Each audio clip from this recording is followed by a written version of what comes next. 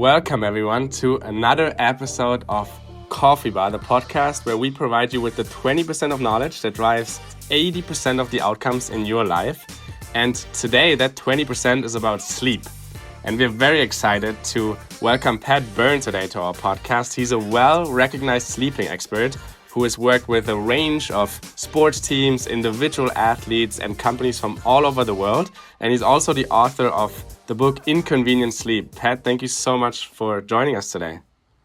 Oh, my pleasure. Thanks for inviting me. Of course. And, I just mentioned you wrote the book Inconvenient Sleep. And I know that one thing you talk about in your book is how too little sleep affects performance in high stakes environment. And I just mentioned you have a background working in sports, you love sports.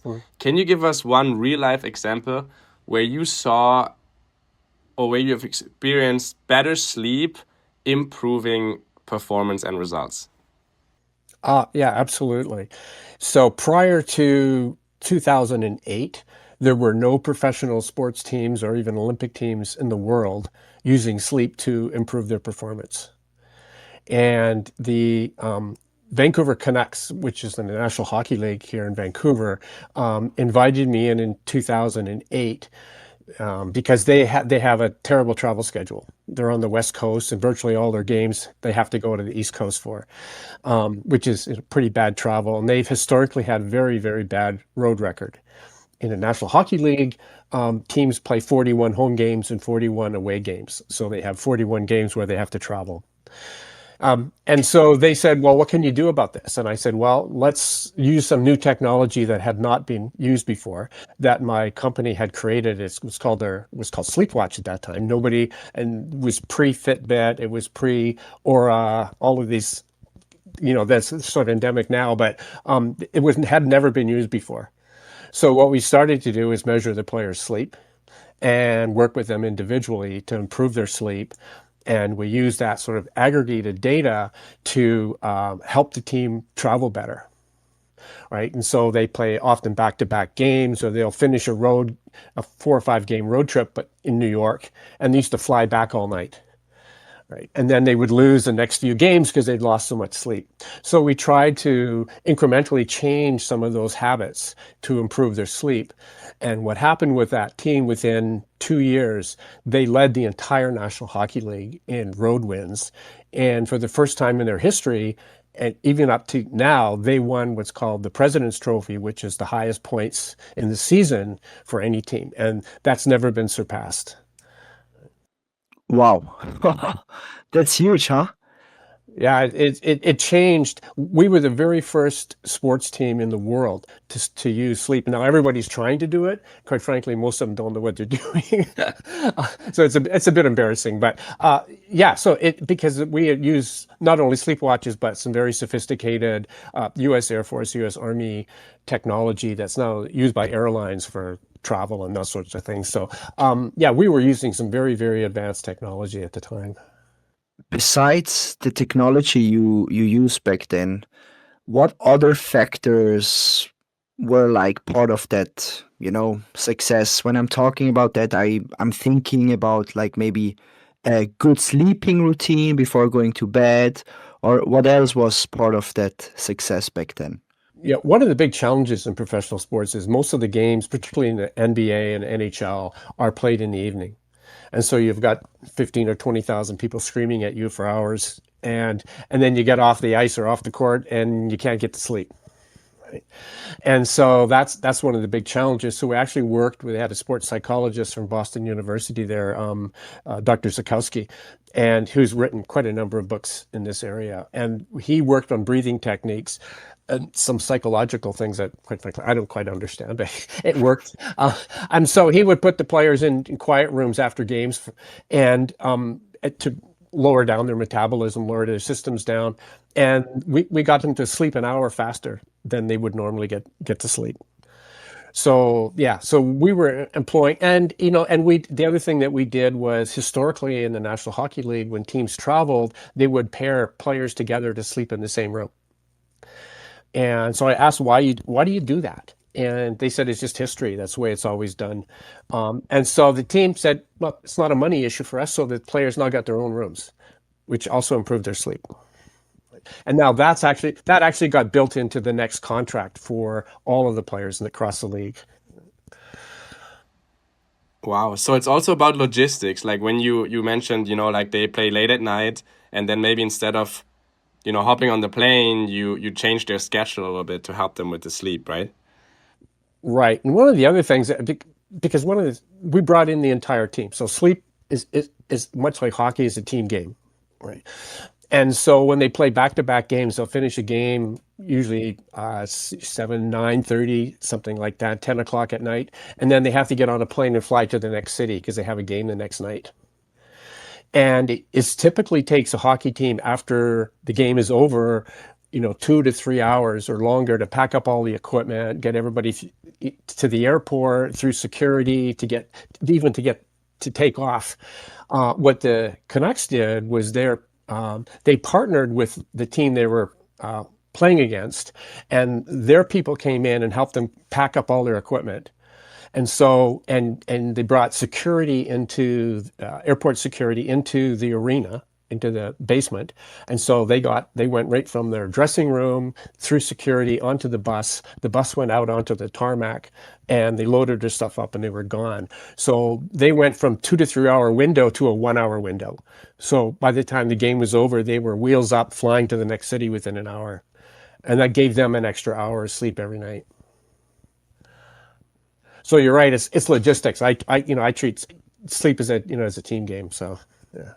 When you were maybe going back to what a good sleeping routine looks like, more generic, what would you pack into that?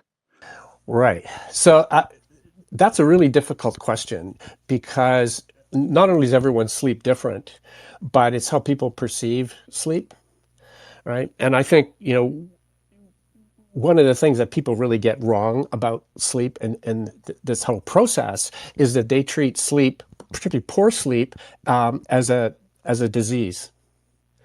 And poor sleep is not a disease you can cure. Poor sleep is a symptom, right? And what I tell athletes is, look, if you have an arm that's very painful, you're not going to go on the internet and Google to figure out how do I cure a painful arm? What lotions can I stick on it? What gadgets can I buy to monitor my pain? No, you go to a doctor and get it diagnosed, because you know that a hurt arm is a symptom, and you try to figure out whether it's a broken arm or, strained muscle or cancer, whatever it is. And so sleep is exactly the same way. Poor sleep is a symptom. And so people are running around trying to find cures for poor sleep. And in fact, they don't even know what's causing their poor sleep. Right? And poor sleep is caused by multiple things. Certainly, there are sleep disorders, biological sleep disorders. We see less of that. It's not that common in professional sports because it's sort of self-selecting. If you've got sleep apnea, it's really hard to progress up into the leagues if you're that poor a sleeper. But this sleep disorders, mental health disorders, and I work with quite a number of athletes who have had depression and other kind of mental health issues that affect sleep. There are biological things like diabetes, injuries that reduce your sleep. There's lifestyle issues. There's a whole range of things that can cause your poor sleep. And so the challenge is to say, I'm a poor sleeper, but what's causing it? So then we can start looking at solutions. If you have sleep apnea, there are solutions to sleep apnea. If you have a mental health issues, there are solutions to mental health issues. And often there are multiple things that go on. And that's one of the biggest challenges, not only for athletes, but for us as a society, is to try to tease out what's really causing the poor sleep. And how do you define poor sleep? Poor sleep is really, I define it anyways, as something chronic rather than acute. So we all stay up one night or have a bad night, or that's not what I'm talking about. I'm talking about people who chronically sleep less than they biologically should. So for adults, it's 7 to 9 hours. So people that chronically sleep less than 7 hours or chronically sleep more than 12 hours, both ends of the spectrum are bad. right? And so you want to have that kind of sweet spot in the middle. And also disruptive sleep. So it's not just sleep duration, but it's sleep quality. So you're not getting, you're constantly waking up. So people with sleep apnea, for example, will wake up easily 10, 15, 20 times an hour. What else goes into a good night of sleep? You mentioned waking up, but what other factors affect a good night of sleep?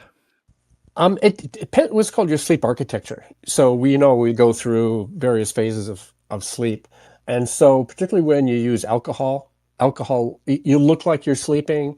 If you wear a sleepwatch, it said you're unconscious. It looks like you're sleeping, but your sleep architecture is really disturbed. And so you're not actually getting the restful sleep that you need. So when you're talking about the sleep architecture, you're mentioning the different phases, right? The light sleep, deep sleep, and REM sleep, right? Right. Okay. Right. And so REM is very, very interesting. I talked about this in my book quite a bit with Eugene Nazarinsky, who discovered it in 1953. He's one of my favorite characters, and about how he discovered REM sleep. But it stands for rapid eye movement, and it really is the stage of sleep where, if you look at brain waves, it looks like you're awake, and it's the phase of sleep that you normally dream in. But also what happens in REM sleep is that when you're dreaming, your body freezes, your brain freezes your body, and you can't move.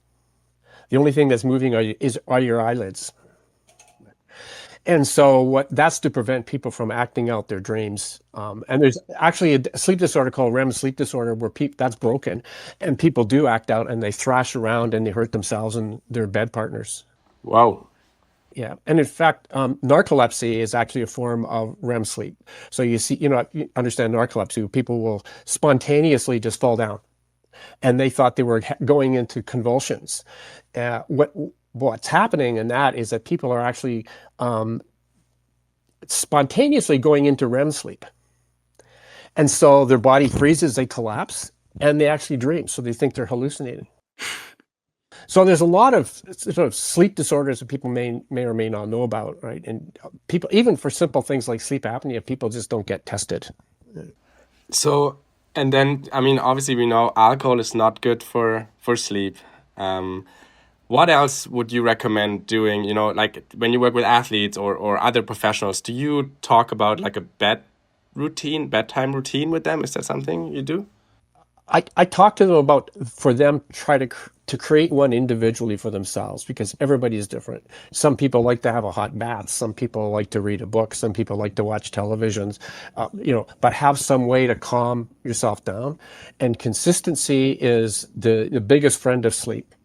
So trying to be as consistent as you can about when you go to sleep, what your routine looks like, when you get up.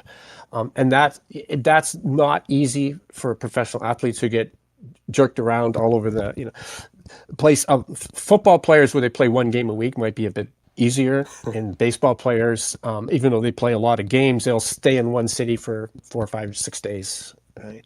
But certainly in leagues like the National Hockey League and the NBA, they're jerked all over the place. And it isn't just the sleep, it's their circadian rhythms that really get out of whack. So you're mentioning that sleep is such an individual, every person should individually sit down and see what works best for them, but one key pillar is consistency. And with that, you mean like going to bed at the same time, waking up at the same time. What else could be a part of that consistency pillar? Part of that is your sleep environment. And so one of the really critical things, there's 2 critical things around sleep environment. One is noise. So if you can control the noise, if you happen to live in a place where there's, live in the city and there's sirens going off all the time, or where I live near the airport, planes coming and going all the time. And so trying to control noise. But the most critical area is darkness. Okay.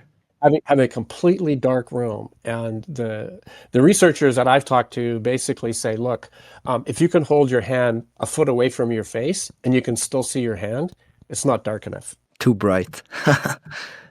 Right.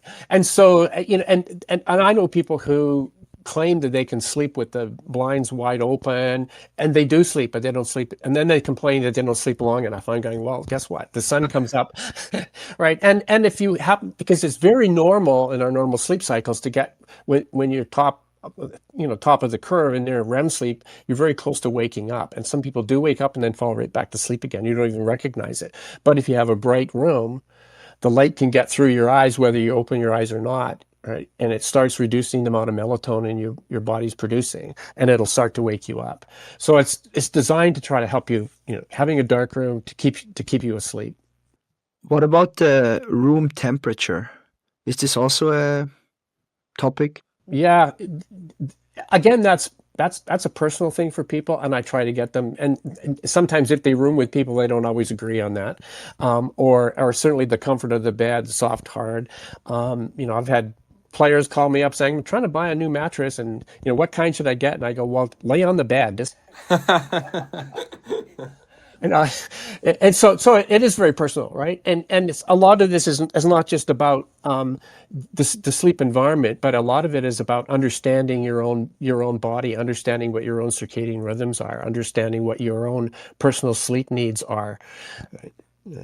And so people, they often just fall asleep because they're tired, right? Or their sleep schedule is determined by outside influences, and then they wonder why they can't sleep. Most people don't even know because there are sort of broad ranges of circadian rhythms. So there are people that that naturally go to bed early and get up early, and the people that naturally stay up late and sleep in late, and then there's a whole group in the middle, and so basically what the research shows is that you should try to support your biology and not fight your biology. So if your natural biology, if you're what's called an owl and you naturally stay up late like teenagers do, and that's part of their natural biology, then if you have early school times, for example, or early practice times, they're fighting your biology. You're getting up and cutting your sleep short, or you're trying to go to bed or sleep at 9 o'clock because you want to get 8 or 9 hours of sleep, and you can't sleep because your circadian rhythm's not allowing you to do that. And so I encourage people, it's called a Munich chronotype test. You can go on, it's free, Google, and they'll tell you what your circadian rhythm really is like. So you can determine, what's your real circadian rhythm. One of the things that they do is well, not in that test. It's a quiz, but one of the things you can do is try to sleep on days when you don't have anything to do. Don't put an alarm clock. Just sleep in, right, and see when your natural wake up time is. And so that so it's all about being aware of your own natural instincts around sleep. That's super interesting. And I know that, for example, Dennis and I have a different rhythm. I think like he is much more of like a person who wakes up early, and I can too, but I think it's harder for me because even when we're like on vacation, he just wakes up early, and I don't understand why, but now it makes sense. It's just a very individualized thing, Well, we're born with a major clock in our brain that determines everything, whether when we eat, when we sleep, right, and hundreds of other things, and so usually teenagers are what they call owls. So teenagers, typically their circadian rhythm will adjust to being up late at night and sleeping in the morning. And usually in their early 20s, they'll change. Some won't change, but some will change back to a different kind of circadian rhythm where they can go to bed earlier. And that was a real challenge for us when was with the Canucks, for example. We had players that were 18 years old and some that were 35, 36 years old. And so we had players who were all over the map in terms of circadian rhythms and tried to adjust when you get them up for practices, how long do you keep them awake when you travel and those sorts of things. So it's a challenge when you have that kind of a spectrum of circadian rhythms. One thing that I need to do when I wake up early, and that we also did in college or as athletes, is to take naps in the afternoon, right? You wake up early, you have maybe practice in the morning, maybe like the players you work with, and then you take a nap, so you're fully awake at night. What do you think about naps? Well, naps are sleep, which are great if they're done strategically. So if you typically fall asleep at 10 o'clock at night, you don't want to nap at 7 o'clock at night, right? So it's kind of like you've got a big meal at 5 o'clock in the evening and you have a big snack at 3, right? You're not going to want to eat as eat as much, right? And it's the same thing. So there's two determining factors about when you fall asleep. One is how long you've been awake for, right? And the other is your circadian rhythm. So they superimpose on each other. But nap in professional sports, I work with most players nap in the afternoon. So we have a natural dip in our circadian rhythm early afternoon. And that's why a lot of cultures, they have siestas and people nap in the afternoon. That's a normal, and it's a good time to be napping. But again, strategically, you don't want to disrupt your normal sleep pattern, right? But virtually all of the National Hockey League and NBA players I've worked with all nap in the afternoon for evening games. What's a good duration of a nap? Great question. It depends, obviously, on the environment, because a lot of sort of sports environments, it's very difficult to find a decent place to have a nap. Usually 15 or 20 minutes is good. Once you start getting longer, you're falling into a deeper sleep.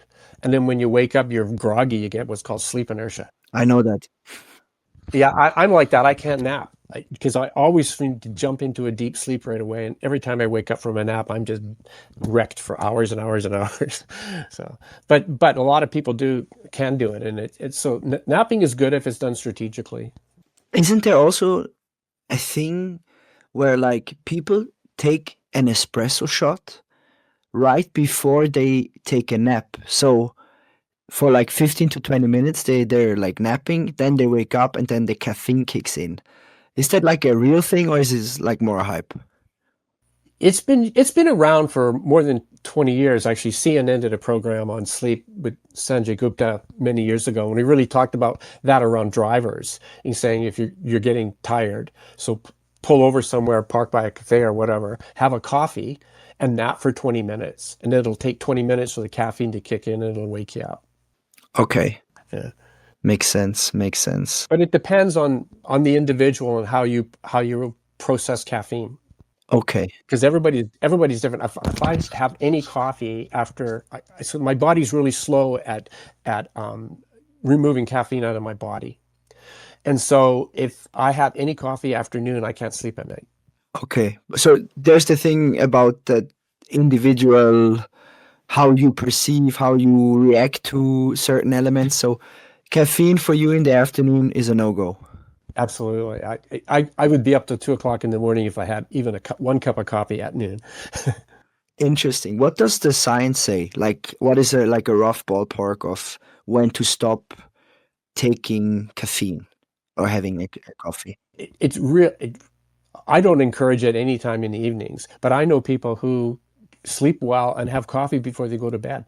So their body metabolizes caffeine quite fast. Okay. Mine is quite slow. So yeah. Okay. Good to know. But people should know their own bodies by now, right? If you're an adult. Yeah, true. So what if you don't know your body? How do you get to know your body? You know what I mean? Like, what can you do? Well, you can. There's some tests you can take in terms of understanding your circadian rhythms, and you can, on your days off or on holidays, you can try to sleep as much as you can, and you can see what your natural sleep hours should be, right? Because they talk about a range of 7 to 9, but that's a pretty big range, right?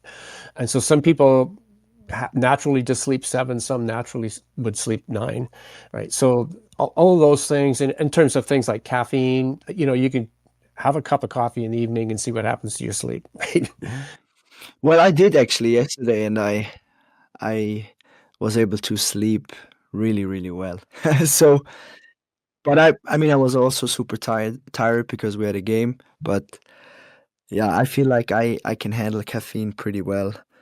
But besides caffeine, like what other mistakes have you seen over the years where you worked with high performing athletes? So like what other mistakes did they do that had a negative impact on their sleep?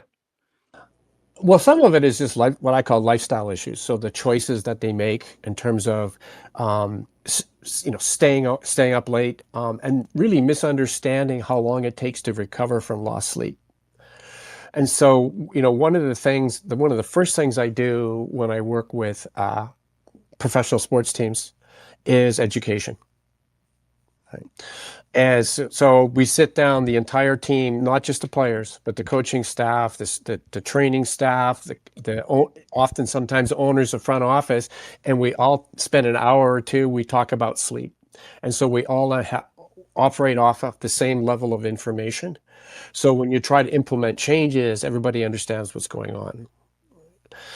So that's a really kind of critical aspect of that. And part of that discussion is how long it takes to recover from sleep loss. So there's some really good studies that show that if you're awake for 24 hours, it will take you 7 nights of good sleep to recover. Oh shit. Yeah, but we've had athletes go, oh, I did an all-nighter. I was up partying with my buddies, and I got a game in 3 days. I'm good to go. I go, no, you're not. No, you're not.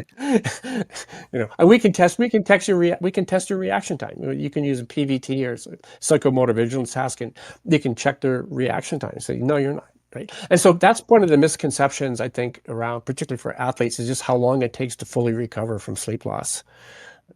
And we took a lot of that information when we started gathering data for the Canucks. Went to the league, because what would happen is they'd come back from a road trip, they would have 1 day off, and then they would have a home game, and they would lose those games. And so we went to the league and said, here's why: because of this, they're not recovering from their sleep after 1 day. And so they started giving them extra 2 or sometimes 3 days after a road trip, and that really improved their record as well. Wow, so your reaction time and your decision-making ability is directly correlated to how good your sleep was. Oh, absolutely. Yeah, I know. It's highly correlated. So they use what's called a PVT, or just basically like a little Game Boy. A random light shows up and you have to react to it. So you can fake being bad, you just not react, but you can't fake being good. And so what they do is over the years, they've correlated sleep hours and sleep quality with reaction time while you're awake over a 1 week, sometimes 2 week periods. And the less you sleep, the worse your reaction time is. And it's measurable. And so we figured out over the years with the Canucks, particularly, and some of the other teams, that if your reaction time is off by 10%, that they'll lose a lot of those games. Because in fast-paced sports, a drop in 10% against somebody who hasn't dropped 10%, all right. But if they're playing against a team that's already also has dropped 10%, then it's kind of an even playing field. Right? I mean, it used to be quite frankly, in the 60s and 70s in the National Hockey League, players would go between periods and drink beer. Right, and I was just like, go to the dressing room between periods, have some beer, right? But everybody did it, so it was a level playing field, right? And so once they stopped doing that, the people that stopped first had an advantage. And that's the same with the sort of sleep thing. We had such an advantage with the Canucks for a number of years because nobody else was doing it. And so we had players that were much more alert and had better reaction times. I mean, it still takes talent and a lot of other reasons why you win or lose games. But if you have an advantage of speed and reaction time, that goes a long way. For sure. Yeah, you mentioning like that data plays a huge role in, improving and adjusting the sleep and, seeing the correlation between sleep quality and reaction time, etc. And not everyone is, or has access to a sleep expert, but there's trackers out there and watches, right? I'm wearing the Whoop band, there's the Aura ring that you mentioned. So my question to you is like, are they actually useful, or do they cause more stress than benefit? Because when I wake up in the morning, the first thing I do is I check my Whoop app and see how did I sleep. I might feel good, but then I check the app and I'm like, only 52% recovery, and yeah, you did not get enough REM sleep, and I'm freaking out. Yeah, I agree with you. I think my perception, I've seen this across the league and across a lot of different leagues, is that these gadgets are actually cause more harm than good. And so what I say to athletes is, look, they're basically the sleep watches today are just like a bathroom scale, right? All they do is tell you how much you weigh, right? And all this does is tell you, for the most part, how long you slept. All of this stuff about performance and sleep staging is, quite frankly, garbage, right? Because it's not that accurate. And I always say to players, so your watch said you're not getting enough REM sleep. What are you going to do about it? Right? You're not going to lay in bed and go, gee, I think I'll get more REM sleep tonight.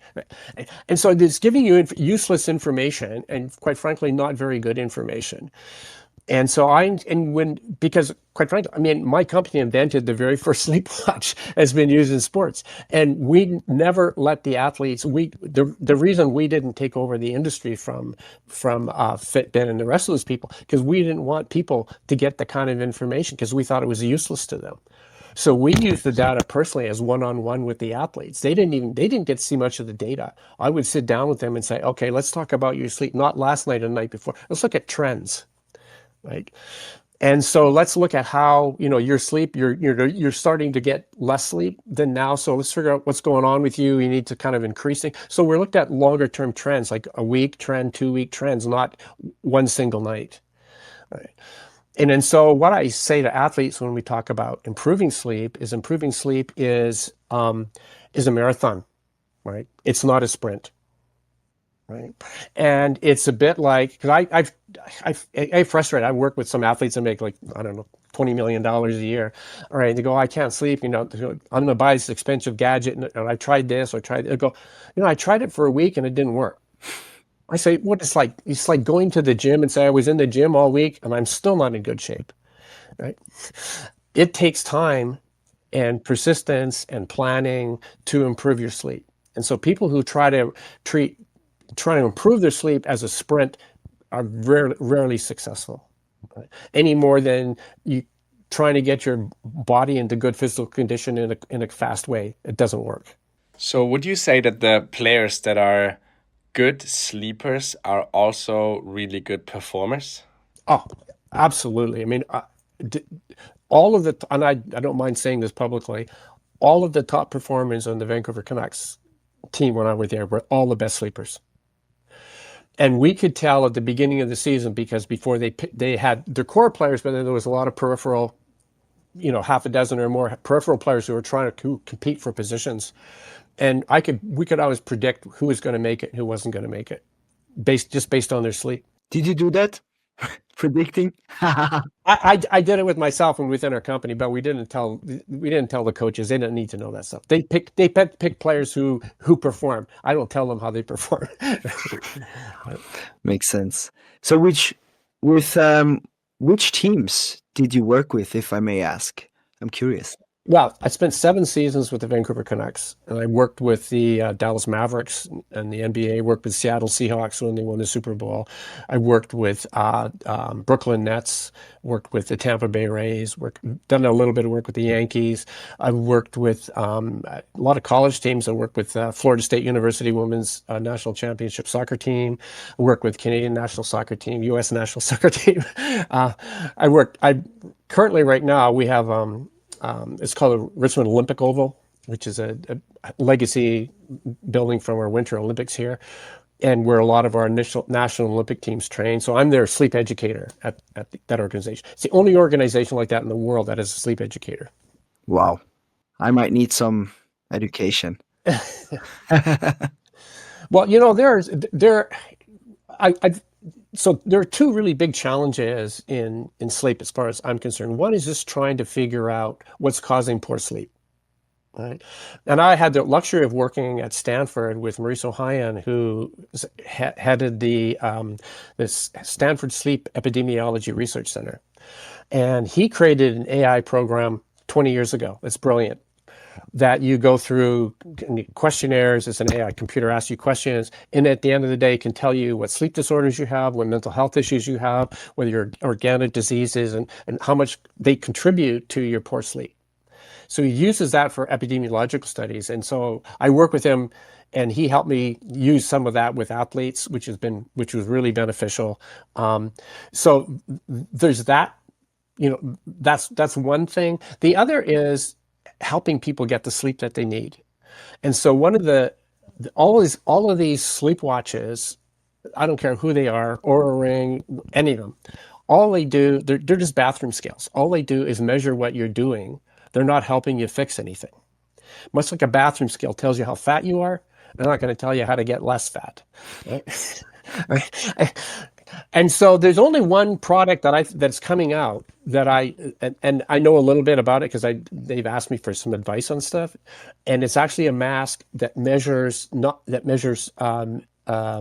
EEG and heart rate variability. It measures tons of things, and you wear, but it actually talks you to sleep. And it knows based on your brain news when you're falling asleep, and it dims that down. And when you start to wake up, it starts talking you back to sleep again. So it's the only product on the market that I know that actually can help you improve your sleep. What is it called? It's called, the company's called BIA, Bia Neuroscience. Yeah. They've got a website. You could look them up. Yeah. We'll check that out. Yeah. So yeah, but and I think people are starting to understand the limitations of sleep watches. Right. And I had a client here, a big client, and before I started working with them, they went out and bought Fitbits for all their employees as a wellness thing. And they said within a month, every one of them had them in the bottom drawer of their desk. Right. So, with dealing with sleep, it has to do with coaching and helping people, right? And much like losing weight, you need some guidance, you need a plan, right? And you need to work on it. So you mentioned before that you could predict, right, like which players would perform well based on their sleeping schedule. Something I'm curious about is, do you still just work with teams, or do you work with individual athletes as well? A little bit of both. Part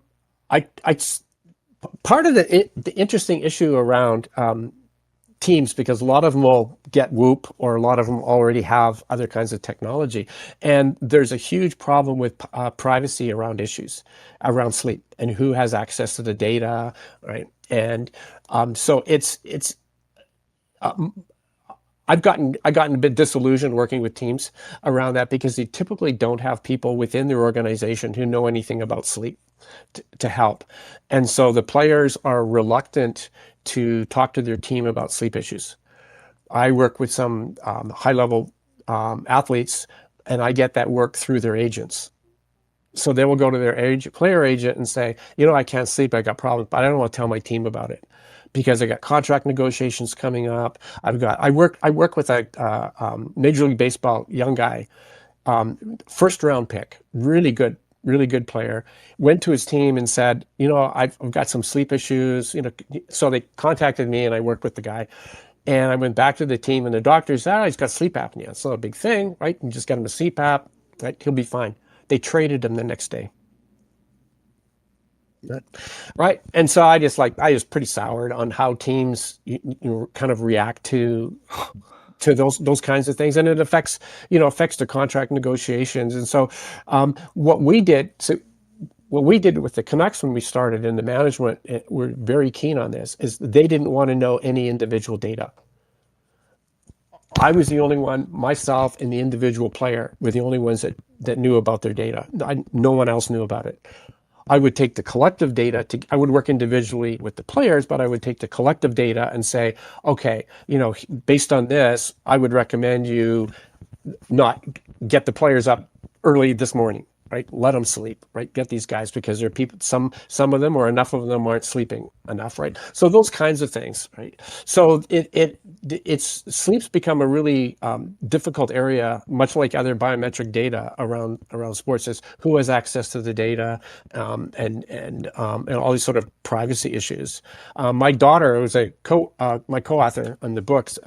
It's actually a lawyer, sports lawyer, and knows a lot about this area, so she kind of schools me on it a little bit. So interesting, really interesting. Yeah, I've asked myself about that data privacy, topic when wearing such a device, but I didn't know that, like that teams would actually trade their players when they get they hear that their player might have some issues. So I know a very, very high level soccer player that was cut from the team based on that. Oh wow. Yeah. So yeah. So so because teams are not very good at managing the data around that. I just like, yeah, you know, and unless if I work with them, then I manage the data individually at the player, and the team doesn't get access to it. And usually it's very treatable, right? Oh, absolutely. Yeah. Yeah. I mean, there's some issues. I worked with young Canuck hockey player that I really liked a lot, Rick Ripien, and I knew he had sleep issues, and I tried to work with him, and I wasn't getting very far. What I didn't know was that he also had major depression, and that the team psychiatrists and psychologists were working with him, the doctors were working with, but because everything is compartmentalized within professional sports teams, they couldn't talk to me, and I couldn't talk to them. But I knew something was wrong, right? I just didn't know what it was, right? And unfortunately, he actually committed suicide, right, from depression, right? And that's not uncommon in professional sports. The people with depression and try to deal. It's a lot of pressure. But sleep's a marker, right? You can tell if people are sleeping poor. It's for a reason. It's either mental health, sleep disorder, lifestyle issue, right? Wow. Yeah. As you said, it's a symptom. It's a symptom. Crazy. Maybe we also talked about this previously when you worked with the NHL team from Canada, about their insane schedule flying from west to east coast. Obviously, Basil and I experienced the jet lag thing as well, going back and forth between Europe and California. What is the best way to, you know, get adjusted to the new time zone and, not suffering from jet lag that much? Great question. I get asked that get that a million times. So jet lag isn't actually a thing, right? So there's no jet lagometer. Right?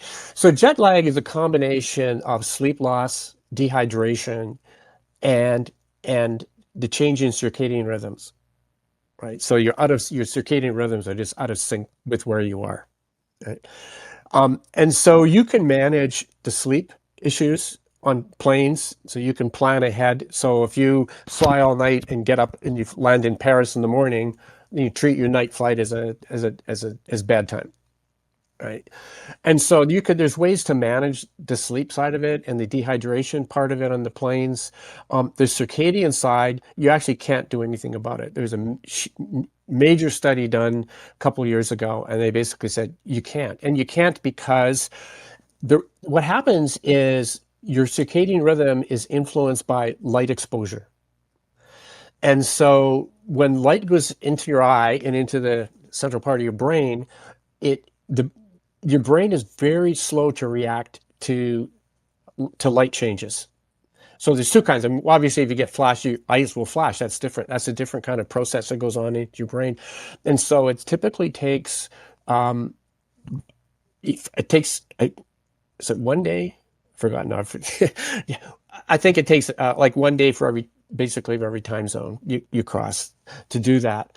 And people vary in that, and depends whether you go east to west, right? And so, but the research says on the circadian side, all you can really do is, depending on how long you're going to be in the new time zone, is to get into that new time zone as fast as you can and convince your brain you're actually going to stay in that time zone. So you get up early in the morning, get out, get as much sunlight as you can, eat meals when they eat meals. Like your body will adjust, and as long as you try to support it. So if you're going to be in a new time zone for a while, get up and get into that time zone as fast as you can. For sure. I loved going back to California because that jet lag wasn't a huge issue because I woke up at like 5:30 every morning, and I was able to start my day with Basil going to the coffee bar and being super productive. And on the other side, obviously I was tired in the evening, but that was fine by me because I was able to achieve so much early in the morning. So I really loved going from east to west. Absolutely. I had the same with Australia. I've been back and forth to Australia a million times, and flying down to Australia has never been a problem. You could basically have one night of about 12 hours of sleep, um, which is great. But coming back is terrible, right? And so often it would take me 5, 6 nights to try to recover coming back. Right. Yeah. So it's a real thing. So for people who work in airplanes and with airlines, it's just basically an additional challenge, is what you're saying. And I know you worked with people in mines as well and sport teams too, I think in Australia, right? You did a lot of work in Western Australia in mines and in Queensland in the coal mining industry, transportation industry. I worked for some sports teams down there. I worked with the West Coast Eagles and Brisbane Broncos and a few others. But it's yeah, I mean it's certainly a challenge, and certainly for the airline industry. I did some work with some of the airline pilots, and so one of the things the pilots would fly from Vancouver to Hong Kong, for example, 12-hour flight, and then they would leave them there for 3 or 4 days, trying to get them accustomed to change their circadian rhythm, and then fly them back. And so it was always this jerk around. What they actually found out, it was actually better for their body and their mind to fly to Hong Kong and only have 24 hours there, get sleep, and come right back. So their body doesn't adjust to that new time zone because they're not there long enough. Absolutely. So, Basil, we also have questions from the audience, right? Yes, we have one question from Amanda, and she's asking, are sleep cycles real? So, for example, if I can't sleep 8 hours, is it better to sleep 6 hours instead of seven, assuming that we sleep in 90-minute sleep cycles? Right. So the 1.5 90-minute sleep cycles are an average, and they range from up to 2 hours and even less than that. So everybody's different. And what I say to people is ignore the sleep cycles, really, because you can't do anything about it. Right? It just creates anxiety. You literally can do nothing about it except, try to get consistent bedtime, try to get as much sort of sleep, duration as you can. And so the other thing I try to get people to focus on too is how they feel when they wake up. So if you can't get 8 hours, how do you feel after 7 hours of sleep? Or how do you feel after 6 hours of sleep? Right? And it's not just, again, the duration, but it's the quality. So I would rather have 6 hours of good quality sleep than 7 hours of bad quality sleep, right? Where you didn't wake up all the time. So, if you have to wake up early the next day, it's not helpful to be anxious about that and then potentially wake up 2 to 3 times that night as well. It'll just make it worse. Yeah, and I do that. I don't want to miss a flight sometimes. Sometimes I'll set 2 or 3 alarm clocks. You do it, but that's part of, and one of the things I teach athletes is what I call sleep resilience. So there's sort of two schools of thought about, particularly athletes go into competitions because they're very anxious typically before, and they'll lose sleep the night before. And so there's this one group of thinking that says you need to bank sleep, called sleep banking. So basically do whatever you want during the year, and then a couple of weeks before a competition, catch up on your sleep. I think that just creates bad habits. I teach sleep resilience. I said, try to get, just like working out or exercise, it's a lifetime experience. You do it all year round. You don't just jump into the gym because you got a competition coming in 2 weeks. It's something you do all the time. And you should maintain a constant level of sleep as well as you can throughout the year. And then when you go to a competition, you're going to, and even if you're anxious the night before and lose some sleep, it's not the end of the world because you've got this resilience built in. So is there another misconception out there, something people do that doesn't really help them to improve their sleep? That is they think that this is going to help with their sleep. I've talked to a lot of people, and some, really, I think, consider very intelligent people I respect, to go, I'm going to get a Oura Ring or I'm going to get a Whoop because I want to improve my sleep. Right? And I'm going, how's that going to improve your sleep? I said, it's the same thing. I said, you're telling me that if you're going to lose weight, you're going to buy a bathroom scale. Fine. But what are you going to do about losing weight? Right? And so, but it really comes down to, I think, the lack of resources and research around helping people understand what's really causing their poor sleep. So these are the people who treat sleep, again, as a disease instead of a symptom. So, do you think sleep should be taught in school? Well, absolutely. Yeah, absolutely. I'm shocked that it's not. It's one of the most critical functions in our bodies and minds. I mean, they teach nutrition. They teach people how to balance a bank book. Sometimes they teach them about frogs. I'm sure they could teach them about sleep. Right? I mean, but even in medical schools, most Western medical schools only teach their GPs or doctors in a 4-year program, maybe 4 or 5 hours of sleep information. I go to my own doctor and she asks me about sleep. But it's because it's sleep research is actually fairly new. Yeah. I mean, much of what we know is in the last probably 20 years, where all of the curriculums for medical school and others are all fixed, right? And have been locked in for a while. So what do they say? What do we kick out? It's a 4-year program. I love that question, Dennis. So, Pat, basically that means you are predicting that sleep will continue to be very important for our society over the next years or decades to come. I think so, and because people are constantly searching for the magic bullet to get better sleep, right? And so, and there's a lot of really good research out there, and people are learning more. There's also a lot of, if you read my book, there's also a lot of bad research out there, and so it's yeah. I mean, we have to function as human beings. We need sleep, and to function, at a high level, we need a lot of sleep. And so, and people are going to start searching for it. And I think, as a 24/7 society, people are starting to push back. There's a lot of good research. I've talked to some researchers in the last couple of months around the cancer risk for people who work shift work because of all the bouncing back and forth is circadian rhythms, which doesn't give their body the opportunity to use the proper enzymes and hormones and systems to repair damage within their cells. And so they're showing up now as increased cancer risks. There's a study a number of years ago where night shift nurses have higher increases of breast cancer. And the other thing around I think circadian rhythms and sleep sleep gets most of the attention, but circadian rhythms is going to be a much bigger topic as well. I mean, we know now there's a lot of drugs, particularly cancer drugs, that are effective during certain windows and are more effective if you take it, say, from 3 in the afternoon to 5 in the afternoon than if you take it any other time. Right? And so they're really there's a lot of research in that area, and I think that's going to be very helpful too in the future. Great. So, Pat, we want to be mindful of your time, but I have one more question before we go into the key takeaways and our world famous espresso round. So, let's say I want to wake up feeling refreshed every day. What's an underrated habit I should adopt to feel refreshed every morning? Oh boy, one habit. I think I tell people you should schedule sleep like you schedule a vacation, right? And you need to plan for it.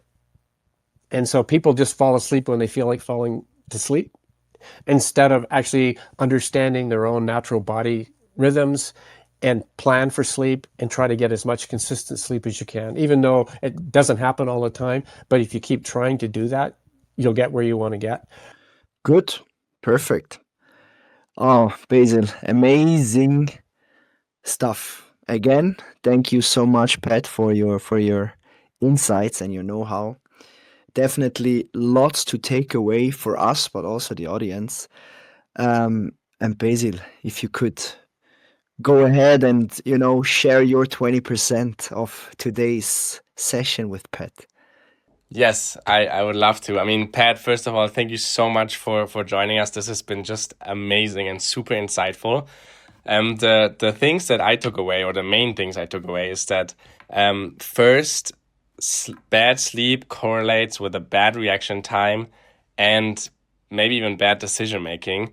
And I really like that you were able to predict who would perform well. I think that's very impressive. And then I said it before, I really love Dennis' question if sleep should be taught in school. And I also loved your answer, Pat, which was absolutely. So I think that's something to take away for us, but also for everyone else, which is that sleep is just such an important topic. And ideally, it would be, there would be lessons about it in all the schools all over the world. And the final one is that bad sleep is a symptom. It's not a disease. And I think it's foundational, sorry, to understand that, because this will help you treat it actually, because you'll be able to understand what's the actual disease or cause, and then you will also help. That will all help to treat the symptom as well. So yeah, these are the three things that I took away. How about you, Dennis? 100%. Yeah, that poor sleep is a symptom is huge, and you should not ignore that symptom and at least educate yourself in that area or get help. Number two, when it comes to sleep, everybody's different. Not what works for me doesn't work necessarily for Basil, but there's some factors that affect good sleep, such as consistency, going to the same time, going to bed to the same time, waking up at the same time, and also the sleep environment when it comes to the noise and especially the darkness. So that's also a great input from your side, Pat. And the gadgets like the Whoop, the Aura, they're like a bathroom scale. They just tell you what's going on, but they're not going to help you how to fix anything. So that's also good to know, and it causes more harm than it actually helps. And I should, consider that for for the future when it comes to renewing my subscription. Good. All right. Thank you so much, Pat. We have one more thing to do. Our world famous espresso round. Are you ready? Give it a shot. All right, Basil. What's your favorite book and why? Oh, who has time to read? I read so much sleep research. I just I think the saying is like trying to drink out of a fire hose. But my favorite author, if I have time to read, is Malcolm Gladwell. I try to read his books. I just love the way he sees the world in a different way than I do. It's very interesting. Yeah. What is one piece of advice to your 25-year-old self? Oh God, I can't remember 25. I thought about that before. I've been asked that question before, and I don't know if I would change anything. One of the things that I think would be for me too is to accept change easier. Right? Things change. I've changed careers, 3 or 4 major careers in my life, and it's never been easy. But at 25, you understand. You think the world's going to be the same till you're 100. It's not. There's a lot of changes that go on, and it's just trying to accept and adapt to it. It's the only constant in life, right? Apparently, that and taxes. But if you could write one message on a massive billboard, let's say in San Francisco or up in Canada, what would it say? Oh boy. Either sleep or smile. I don't know. Maybe both. Maybe sleep and smile. There you go. Yeah. Enjoy life. Enjoy life. Good one. What is one habit that makes your life better? One habit. I think what makes my life better is just being inquisitive, learning. Right. I mean, I'm turned 72 this year, so I love learning. Right. I just started learning computer coding. I'm learning more about AI. I love learning, and so for me, it's being active and learn. What is one person that you love listening to outside of your industry that we could potentially invite to the Coffeebar podcast in the future? Oh boy. I have a friend who's an author, a golf instructor with pro golfers. His name is Kendall Yamamoto. Very interesting guy. I think, we share a lot of values around those kinds of things and dealing with athletes, but from different perspectives. So he's an interesting guy I think you could talk to. But I mean, a lot of the people just by my nature of dealing in sleep and the sort of peripheral areas of that, I just spend all my time working in those kinds of areas. So, yeah. Good. Good. Well, appreciate you inviting me. Thank you. Thank you very much, Pat. It was awesome having you on our Coffeebar podcast. And yeah, guys, you heard it. Get your 7 to 9 hours a night. Wake up at the same time, go to sleep at the same time, and maybe stay away from the gadgets. All right. Thanks, Pat, and talk soon. Bye-bye. My pleasure.